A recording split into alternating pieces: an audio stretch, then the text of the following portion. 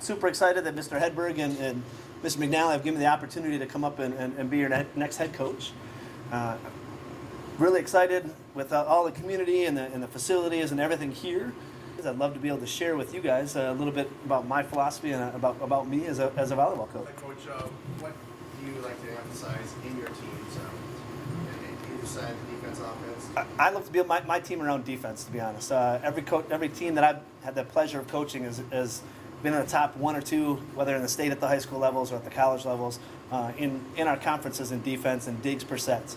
I think playing good defense and spreading out the defense and the digs across the board makes a better offensive team in the long run. You give your hitters a better chance to be able to put balls away. The more digs and the more defense that you're able to play. We play a tenacious defense, which the girls will learn. We play super high energy, super sacrifice your body, play with an incredible desire, and I hope that I can pass my passion for defense onto all of them. I know you're not long on the job, but from what you've already gathered, what pieces are already in place that you feel you can build around here? To start off, this campus is gorgeous. The things that looking around, it's beautiful. It's once you're getting people here into town, to be able to see the campus and see the educational stuff that I'm learning about, I think it is a huge piece to start with. Ultimately, we're bringing kids here for an education, and everything I've seen out there wise, the education here is tremendous. Athletically, the conference for volleyball is the best conference in the country. Some of the schools at the top of our conference would compete at the top 100 at the Division I level. They're amazing. So being able to compete in that conference, we've got a few of those pieces as well, and hopefully the recruiting contacts that I've made along the way, be able to pull in a couple more of those pieces, maybe even develop and hopefully reach out to some of the high schools and develop a little bit of a place to be able to make some of the locals and find a way to get a few more of the North Dakota kids in here as well. But we have a couple of pieces in the gym right now, and I think once we get people here to campus, that'll make a big difference. The season's just going a couple months away again. Do you feel you have time to put a competitive program together this year? I think I'm pretty lucky in the fact that most of that was done for me at this point. There is 15 kids that'll be in there, 10 returning kids and 5 new kids coming in. I don't know them yet, so a lot of the first beginning of this will be a lot of me assessing them, getting them. It'll be a good learning curve for us to get to know each other. Some of the pieces again coming. I know the setter coming from Chicago, and the young lady coming from Hawaii, and there's a couple of middles and other people coming from Canada that are pretty good athletes. We'll just have to see how well they fit and they can mold into my system, and how well I can mold into and to make a system for us to be successful as well. As far as recruiting is concerned, it seems that you've served as a recruiting coordinator for more than one school. Mm-hmm. What sort of girls are you looking to bring in here? I want to bring in kids here at this school. I think it's finding a little bit of a niche of the kids that want to be in a small town. So you have to be able to learn that a little bit as you go through that process, because some kids want to be big city kids, and some kids want to, or rather the home bodies of the kids that are family first kids. I'm a family first person as well.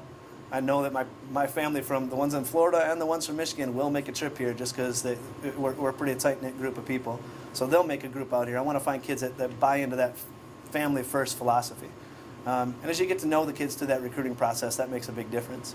I've been blessed to be able to learn from some of the best and be able to take kids from all over the world. A couple of kids from Trinidad and Tobago and Germany in the last few years, and that's been an interesting point to be able to learn. I know with the tuition rates and other things here, that might be a huge plus to be able to pull kids from different areas. When you have kids from all over, you have different kids from different economic status, different places.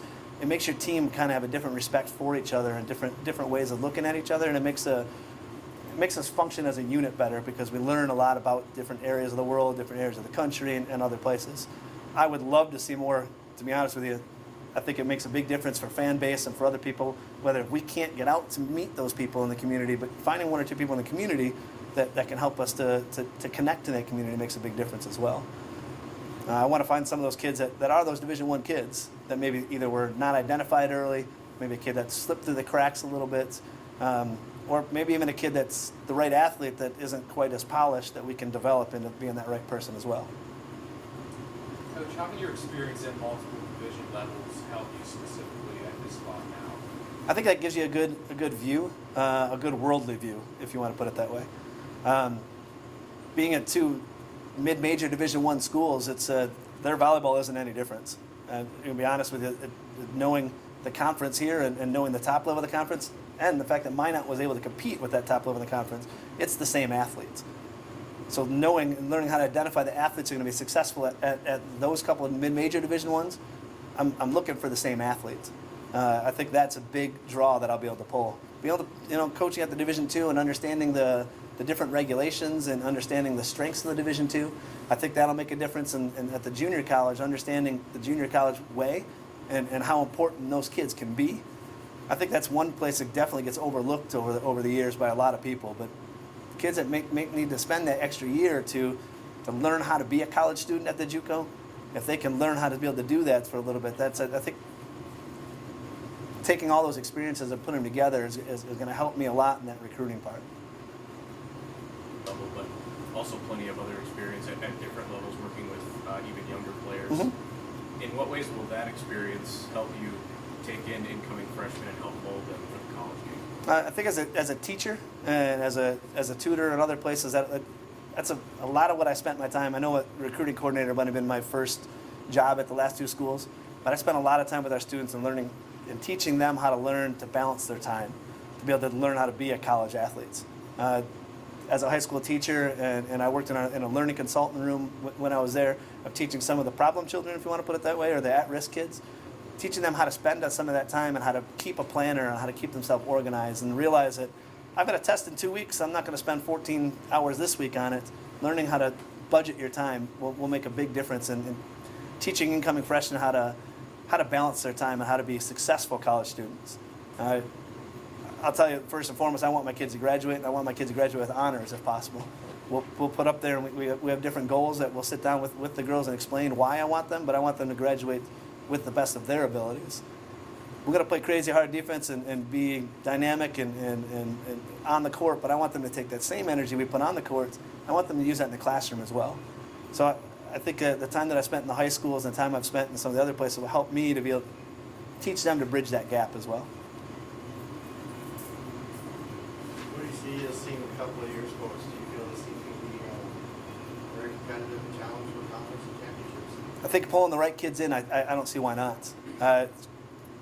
Minot's only been in this conference for 3 years, and it's already shown that it's got the capacity to compete in this conference. It's climbed up that ladder from the first year, the 15th, the 13th, the 10th last year, and they're only really 3 games out of the conference playoffs last year as a third-year team in the best conference in the country. I think you're pulling in a couple of the right pieces with that right focus, and some of those pieces being here. In 5 years from now, I could see us competing for a conference title at the latest 5 years away. The fifth place team in this conference is top 10 to 15 in the country. So if you can get to that point, you're hopefully competing on a national level as well.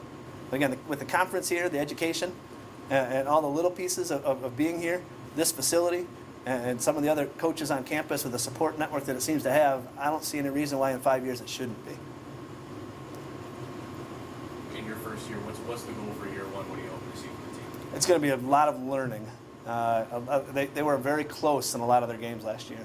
They went to 5 games quite a few times, lost a few of them in 5, but I think this time it's going to be learning how to win those 5-game sets. The first way of learning how to do it is to lose a few of them, and I know talking to a couple of the girls that I have met, they're ready for it. They have that thirst, they have that drive, they have the hunger, they want to be there.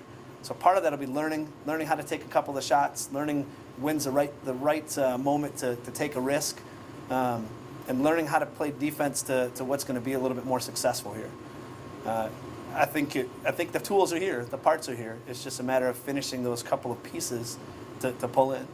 The couple of the recruits that I know that are coming are going to be great additions and great pieces, and I hope that with those couple additions and the mainstay of kids that are here, I think we might slip a little early. I think it'll be a lot of learning, but I think by the end we'll be competing. I would love to make a conference tournament that first year, but knowing this conference, that might be a tough pill if we don't. So we're pretty close to the Canadian border. Mm-hmm. We've had some success up there. I assume that it's going to be working that area a little bit too, as far as recruiting. yes, sir, definitely. Actually, my first weekend, the weekend that I was driving up, I had a chance to stop in up in Assiniboia, I believe is how you pronounce it. I pronounced it wrong 5 other times, but I got a chance to go up to a prospects camp and watch some of the Canadian kids play. There was about 50 or 60 prospects that were there, and got a chance again to be able to just see them play and make a few contacts with people up there as well. I've got some other Canadian contacts from years past that I will definitely exercise. That those kids are local kids here.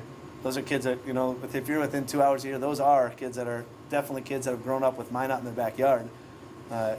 It's definitely an avenue that I will pursue without any doubt. And they get pretty good following from their parents. Like you say, they're Yeah. kind of almost local. Yep. I hope to be able to identify those people in the next 6 months. That, you know, maybe even by the time the season starts, but to reach out and start to identify some of our following and some of our people that have been passionate about Minot volleyball, and be able to reach out to all of them. I know that we've got some neat things that we've talked about already with the breast cancer awareness days and different things to be able to bring people to campus and to some of our games.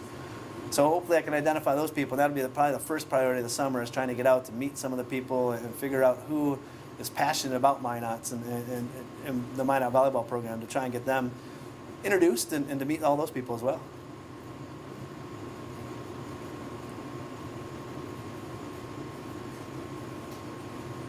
Again, thank you guys very much. I'm excited to be here and looking forward to a great time here in Minot.